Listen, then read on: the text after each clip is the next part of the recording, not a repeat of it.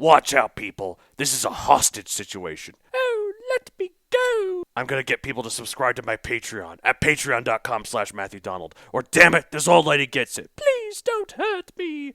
I've been a widow since 1947. I would love to see my great-granddaughter graduate college. Quiet, you! Oh, no. At patreon.com/MatthewDonald, you can find bonus content for both my shows, The Ritwit and Paleobites. For the Paleobites bonus content, we discuss pop culture featuring prehistoric animals, and this month we're talking about the classic 90s sitcom Friends. Oh, I love that show. The ladies and I watch that every Tuesday night before bingo. Quiet, you old bag! Oh, no. Now, I bet you're wondering, what the hell does that have to do with paleontology? There's no dinosaurs in that. You forget, though, that Ross, one of the 6 lead characters, and probably the lead character, although none of them are lead characters in the technical sense, as it's an ensemble. Yes, it is. Shut up!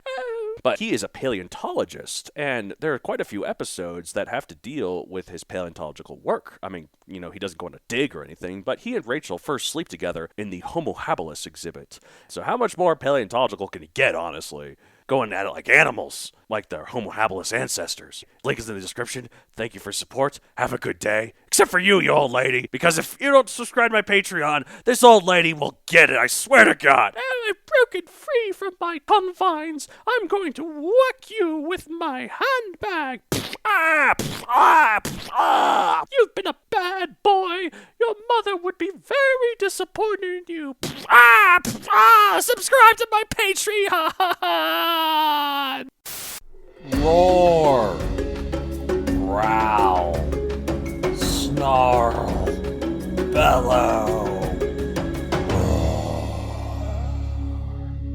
Welcome to Paleobites, the podcast more two-headed than Diplocalos.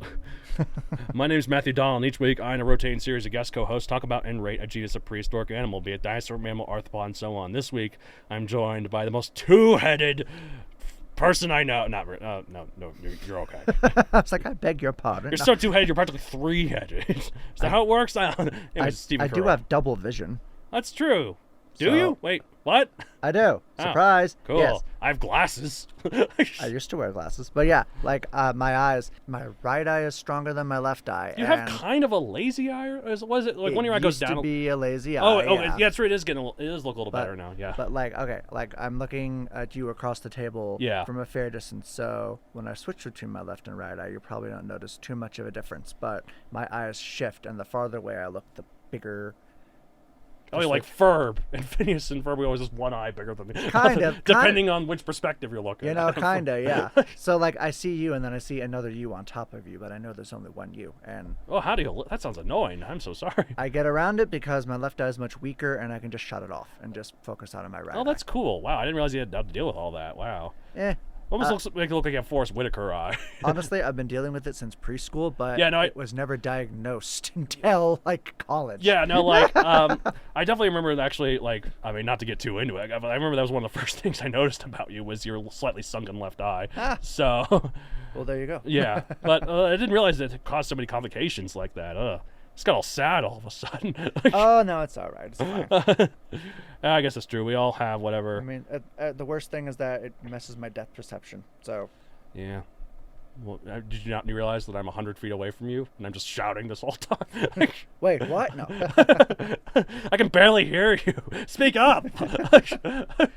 Oh, man. Well, I think it's cool when we're getting more accepting of like those kind of things, especially in like movies and whatnot. Like in Godzilla vs. Kong, that little girl, actual deaf actress. Yeah, she's amazing. Have you seen Hawkeye? That's just come out recently. Oh, like the Marvel Yeah, Hawkeye? the Disney Plus. There is a character in it, Echo, actual deaf actress. And this is actually one of her first acting roles. She also has a prosthetic leg, which apparently she also has too. So I don't know. Good on her for finding roles. Yeah.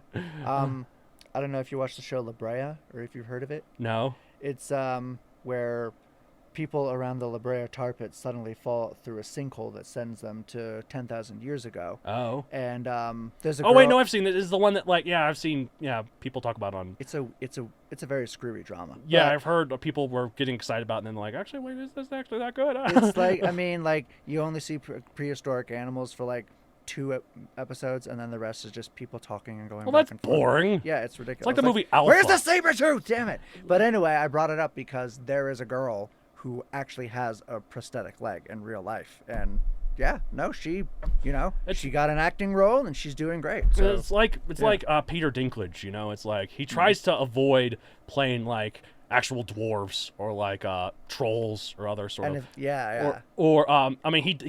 of course if he wants to work he does do it occasionally, like obviously Game of Thrones, also in the second Narnia movie he was one of the characters there, dwarf. And also I imagine when he was getting offered the role in Avengers Infinity War it's like we're gonna talk to you about this role. Okay, you're gonna be a dwarf. Oh, fair enough. Oh, so you're going to be 15 feet tall. What? A giant dwarf. I loved it. I loved it. It's so perfect.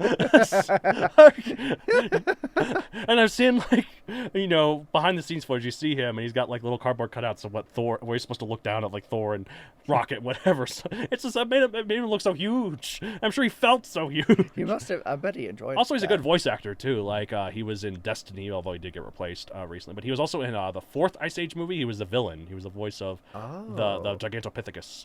Nice. Pirate, because he's got a good, deep, gravelly, evil voice. And then he was in X-Men Days of Future Past. Yes. Where he played, he's kind of the villain in that one. But, they make no references to him being a dwarf or a little person. Is that the proper term? Little person is the term. I mean, he does have dwarfism. It's like it's a type of dwarfism. They don't make a reference to his dwarfism at all. He's just a character, which is cool. Like, it is cool. And like I guess like the thing like with Elf, like, was one of his first big roles where that is played for comedy, but it's kind of different. I think that was early on in his career too, so I could see him more like. I mean, also, I don't know, that it's kind of a different sort of version of it. It's not like, it wasn't making fun of him, it was making fun of Buddy for saying, you're an elf. So, it wasn't portrayed too bad, I guess. I don't know. But, no. Anyways, good on him. Anyways, point is, people like that, you can get good roles. No dinosaur-related question again. That's been our theme lately. We're just going off on tangents. It's hard because most of my dinosaur-related questions are terrible. It's like, I asked someone at one point, Laura Owsley, who is also queer. I asked her at one point if you could have 2 dinosaurs be lesbians, which ones? She thought it was great, but I was just like, where does this come from? We decided on the Nukesaurus and Pachyrhinosaurus. Sure, why not? Because Nanuqsaurus possibly hibernated because it was a polar bear lizard and lived, and also had white feathers. Like, okay, so what's one with sort of darker feathers? Was like, so it could have because apparently in movies, lesbian couples tend to be a blonde and a brunette. Really? According to her, I don't know. She would know. She would know. But I guess it kind of makes sense to want to make your romantic leads look different, tell them apart visually. True. So I was like, well, Pachyrhinosaurus we think might have had brown feathers like a muskox, and it lived in the same time and place. So like, cool, our lesbian relationship is between a Pachyrhinosaurus and a Nanuqsaurus. Predator and prey. It's like Romeo and Juliet. So. Anyways, we're talking about a cow. So I don't know why I keep bringing this. Why do I keep derailing the show? What's wrong with me? We're talking about... Not just any cow. Yes, we're talking about the Aurochs, or Boros primigenius. Boros primigenius, like the prodigy, the progenitor cow. It's a cow, guys. Boros primigenius. Primigenius, yep. Like the progenitor, I guess is the term. Like the original Aurochs. I can't find it in my book.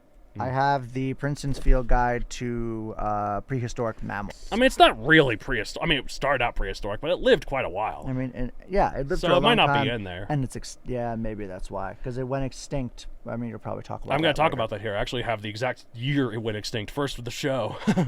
So, type is bovid, a group of artiodactyls, even-toed hoofed animals that include... They're cows, guys. They're just cows. Yes. Size, cow-sized. More specifically, you say big cow size. Even more specific, 5 to 6 feet, just 1.5 to 1.8 meters at the shoulder. 1,500 to 3,300 pounds, 700 to 1,500 kilograms. So this was a big cow. Very big animal, yes. Diet, whatever cows eat, so herbivore. All 4 stomachs eating the grass. Time, mid-Pleistocene to early Holocene, 1.8 million years ago to, and this is the first for the show, 1627. That is the exact year. We've documented the exact year it died. I was hoping to find the exact date, too, so I could say 1.8 million years ago to Tuesday, July 6, 1627. That would have been, darn it. Which, by the way, I did check July 6, 1627. It was a Tuesday. So, good to know. I couldn't find it. Get better records, historians. Location all throughout Africa, Europe, and Asia. It was described in 1827. Pop culture appearances. I'm sure there's more than this. I'm sure there is. But I remember in the video game Age of Mythology, it was a creature you could hunt. Oh, that's cool.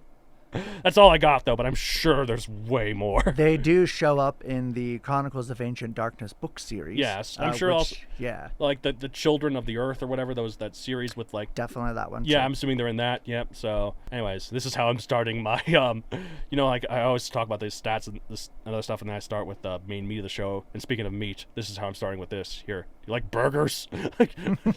I know Stephen here doesn't eat them anymore, and good on you.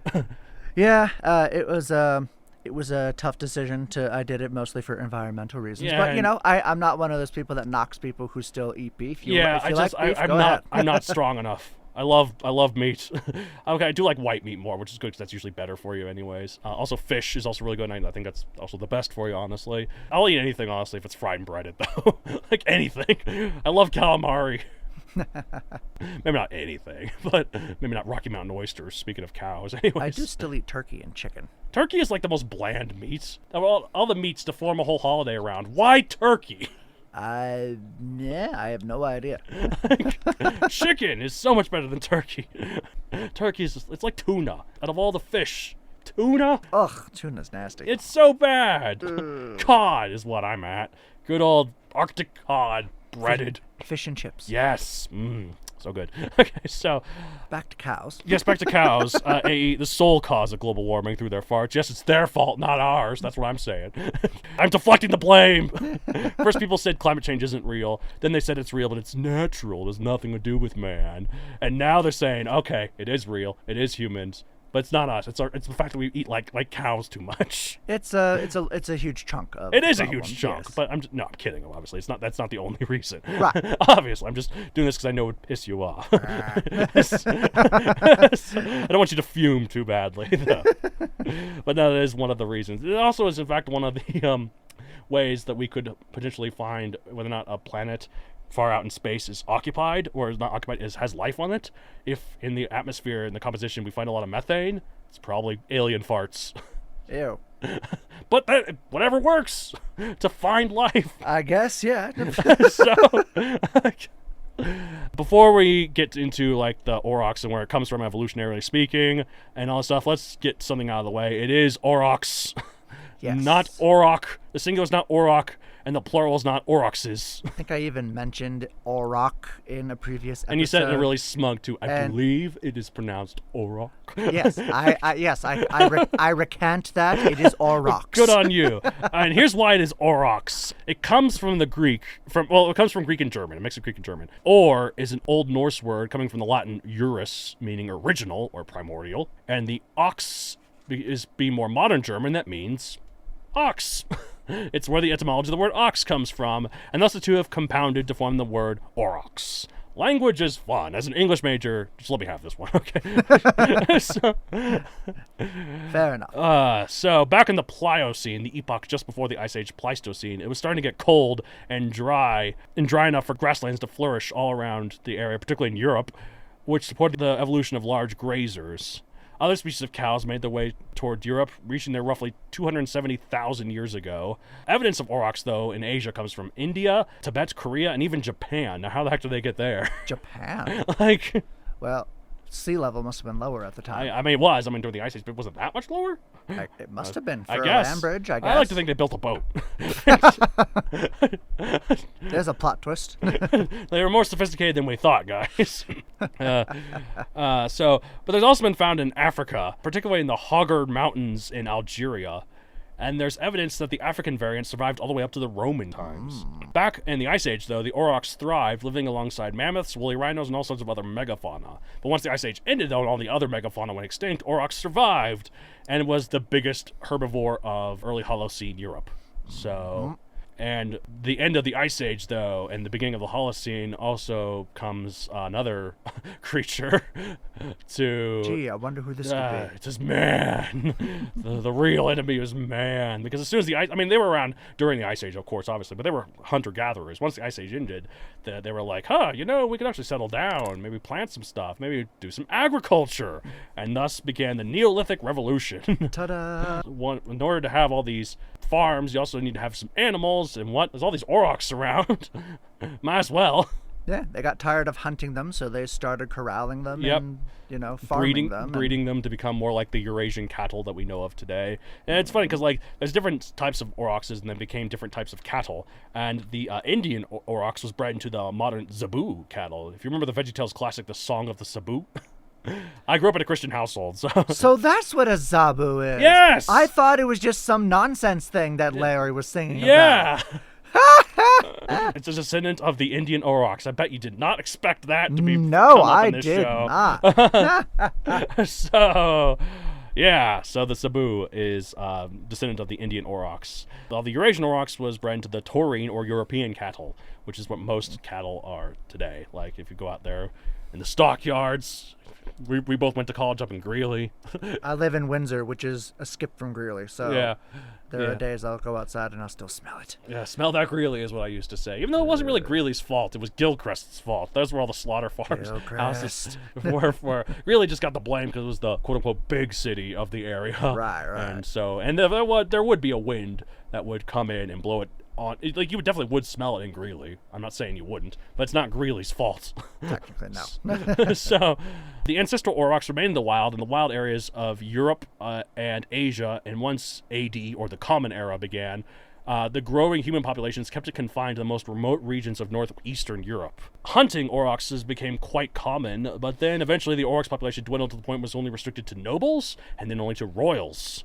And then eventually hunting stopped altogether. In fact, poaching Aurochs became a crime punishable by death, so good on humans for trying to protect them even back then. A little last minute, but yeah. It was. That's the thing. The damage was already done. It was far too late at this point because there was still unrestricted hunting. Like poachers, so who were doing it just for the thrill of it. Harder to enforce back then. Yes, dwindling habitats due to farmland development, and also diseases transmitted by domestic cattle. Meant that their extinction was only a matter of time. The last recorded live Aurochs was a female who died in 1627 in Poland of natural causes, thankfully, but she wasn't hunted. But how do I say it? It was a cow. It's like these are all cattle, and that was a cow. So yes, it wasn't a bull; it was a cow. And thus the world was never the same. Then again, it was just a big cow. We got plenty of big cows. We're not gonna get burgers after this. I'm going. I mean, it is unfortunate because, I've read that Aurochs, they're huge. They're gigantic animals. They're really cool. And sometimes you forget just how big animals are. You see horses or whatever on movies, that's pretty big. But you see one in real life, oh my god, and I mean, you're enormous. Yes, exactly. And I mean, wolves became dogs, and we still have wolves around today. That's true. Thank goodness. That's why there's people if evolution is a thing, how come humans came from monkeys? Why are there still monkeys? It's not Pokemon, guys. Not right. That's not how this works. But yeah, I mean, it's unfortunate that the original cows are not around anymore. Yeah. And I'm actually surprised how long they lasted. This is one of the few animals that we're talking about that gets into historic times rather than just prehistoric. There's been a few others. Dinornis, the giant moa. Right. It lived up to 600 years ago. Up until this creature, that was the latest animal to have died on this show. Now we're getting up there. And eventually, if the show goes on long enough, we'll have a lot more content. And the show will get a lot more depressing. Hopefully not. 20 years from now, I'll be like, welcome, we're talking about the Bengal tiger. Hell no. Not if I have anything to say about it. Good on you. I have hope that we're going to turn things around. We are slowly. A bit slowly, and not as fast as I'd prefer, but I mean, if you look at what we're doing to global warming now, our greener practices now compared to the 70s where we just didn't give a care. It's so much better now, right? We're going to get some effects of climate change. Obviously, it's inevitable. I think we've avoided the absolute worst. I think, or at the very least, the ones we're going to get now aren't going to... I mean, it'd be nice to not get any bad effects at all. That's too late at this point. I keep hearing, we have 10 years, however long it is, before... See, as much as I believe that, and that's true, could that also just be to incentivize people? Because I've heard that for longer than 10 years at this point, so... It could be. It could be that they're just trying to get, like... Climate change is, it's obviously happening, absolutely. Yes. But it's hard to pinpoint. Mm-hmm. Like, because, I don't know, the Earth's climate is so complicated that we're not entirely sure what's going to happen here, what's going to happen there. Well, and so also, I wonder if it's not exactly 10 years or else. Yeah. But they know, 10 years. And also, to be fair, it could be 10 years for us to make changes to us to avoid this bad stuff. Right. And then we passed that, and we're like, okay, we avoided that bad stuff. Now, 10 years for this bad stuff, slightly better stuff. It's another good point. But, so... Moral of the story, if you're listening to this, cut your carbon emissions. Recycle. Guys. Recycle. Although it's sad. It makes me feel so sad. Like, it's like, what really can we do when, 75% of the emissions are from just 100 companies? Well, it is why I gave up beef, because the amount of resources that go into producing beef, it's outrageous. Like how much water is used to make one hamburger, not to make you feel guilty. Yeah, I was gonna say I wanted to go to this local joint. It's so good. But if everyone had beef once a week or twice a week. To be fair, this is like the only burger I've had for a week. No, a couple days, but still. But not as often as I used to. Like if everyone just cut back, not even just dropped it, but cut back, that would have a big impact. It would. And eventually we'll get to the point, hopefully, where we can just grow the meat without the animal. That's true. We're working on it. Really weird for me to think about, but I might actually start eating beef again if they figure that out. Yeah, because it's getting close. Because it is just genetic material. So weird, though. It's science. Also, guys, if you have heard of Ecosia, ECOSA.org, it is a search engine like Google, but the money that they generate plants trees. Oh, really? Easiest thing you can do. You can help save the planet by searching online. That's true. God, I can't believe it's so difficult. I know we need lumber, but surely you can have tree farms, right? Right. Well, But people are just still chopping down the woods. I get it. It's complicated. There are some people in third world countries where they are desperate to feed their families, and somehow that's the only way they can do it. Yeah. So, we need to be smart about it. We need to try to help those people in addition to planting more trees. I saw this video that was kind of sad that kind of explained why there's third world countries versus more developed countries, and why it's kind of inevitable that it'll be that way, because the goods that third world countries, which I guess also I've heard is a problematic term, so less developed countries, less modernly developed countries, the goods they develop tend to be just agriculture and other stuff, and which is helpful, but what the goods that the more developed countries develop are microchips and other stuff that requires more developed technology, right, in order to make, and that also makes it more expensive, which makes the economy kind of fluctuate into those more developed countries, while the less developed countries whose only export that they can really give is agriculture, they will never get the money they need to become more developed because they're just stuck. They're just stuck in agriculture. Yeah, so that's interesting. Yeah, so there should be a way around it. I think there is a way around. And again, it's the whole again, don't want to go into colonialism with we need to give them roads. It's like in Pocahontas when John Smith's trying to say we'll build roads and bridges and others and cities and other stuff. And he's but we're good here. Right. We don't need all that. What you mean is not like you, is what Pocahontas said. So exactly. So, but in terms of the development, and I guess if they're happy, they should be happy. Well, we should help them in terms of diseases, in terms of other stuff, right? Make sure they can feed their families and other stuff. But it's a whole anthropology issue that going very deep into. Let's rate Aurochs 1 out of 65 million, shall we? Us privileged white guys. Back to cows. I'm gonna give Aurochs. I'm gonna give it a 30 million. It's just a big cow. It's a big cow. It's important, I guess. Without it, we wouldn't have cows. I'll give it 35 million yeah. because it is a cow, but it's really cool. Yeah. And I like the Aurochs relative. This is what we start talking about on the show when I talk about in that World of Kong, A Natural History of Skull Island, where there's like Aurochs descendants fighting off some venatosaurs. Oh, really?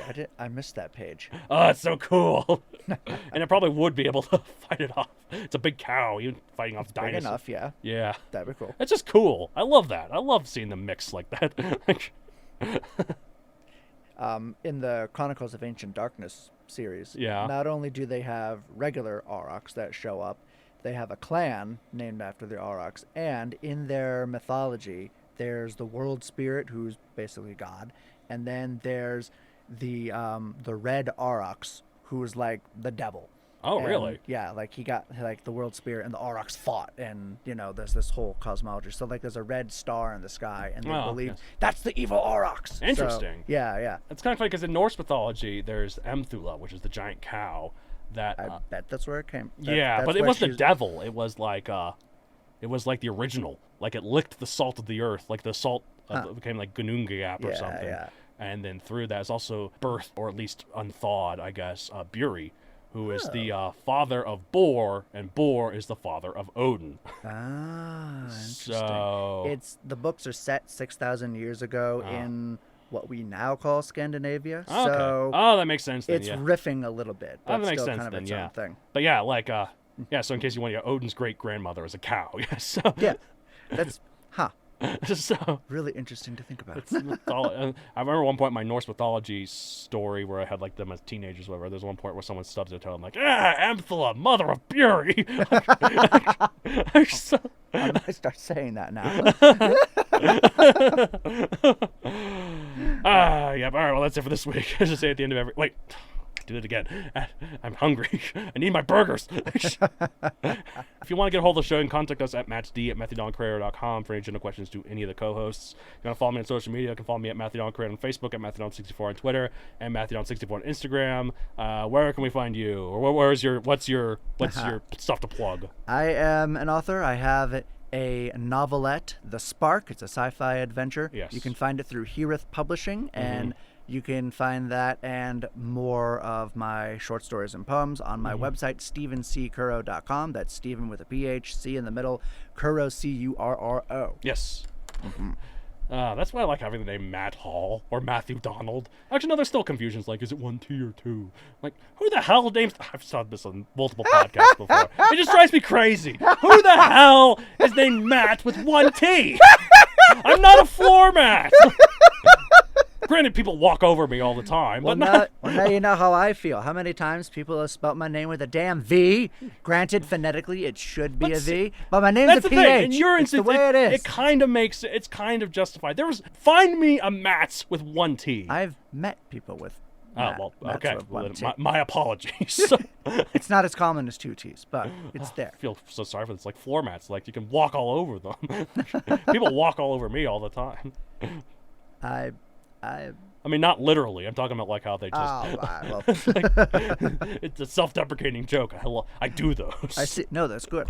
Okay. Good on you. All right. Well, that's it for this week. As I say at the end of every episode of Paleo Bites, I guess. Yeah, for a cow. Oh, global warming. There, it got a little bit worse there. All right. Goodbye. Bye.